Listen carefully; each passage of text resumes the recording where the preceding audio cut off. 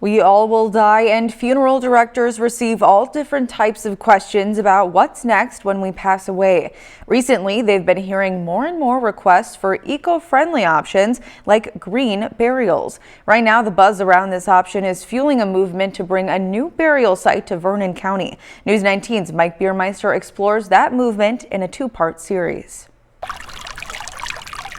Inside Vossateg Funeral Home in Viroqua, serenity as preparations begin for the next funeral service. The families that we're serving, this is the worst time of their lives. For the past 3 years, people mourning the loss of a loved one have come to funeral director Justin Pansky to find closure and instruction on what to do next. We're an ear for people who are grieving, and they open up and they share their stories with us, and it's important for us to be attuned to that and listen to that. He's now able to offer even more closure to those seeking a more eco-friendly method of laying their loved ones to rest.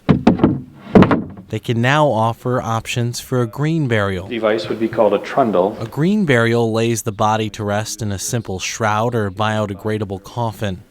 Undertakers skip the concrete vault, morticians do not use embalming fluids, and the burial has minimal impacts to the environment. Oftentimes the body is in a burial shroud, and again we meet at the cemetery. The funeral home brings the body to the cemetery. There can be pallbearers, so there can be people that want to maybe carry the body from our vehicle to the gravesite. Vossateg and several other funeral homes in Vernon County can begin doing so because of a movement underway to establish a natural burial site at the Viroqua Cemetery. It's time to bring this option to our community. This is the over 6 acres that the cemetery plans to use initially for its natural burial site.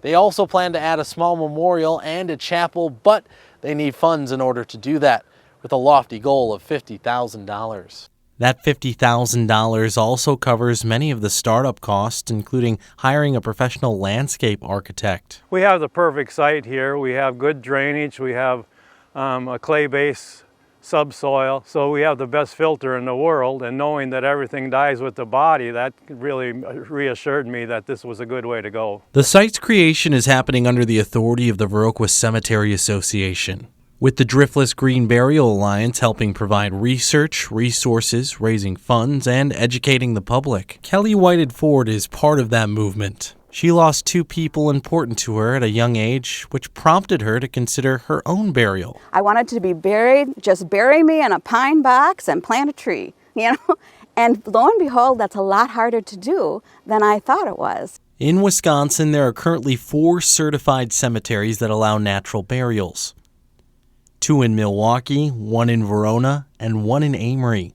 The Viroqua Cemetery hopes to become the 5th. Plus, a majority of local cemeteries require a vault or grave liner right now, except the Franciscan Sisters of Perpetual Adoration, who established their own natural burial site on St. Joseph Ridge. But that is only for the sisters. Adding this green burial option is really important to us because it allows us to provide service to our entire community and all of our families in their time of needs. In Viroqua, Mike Biermeister, News 19.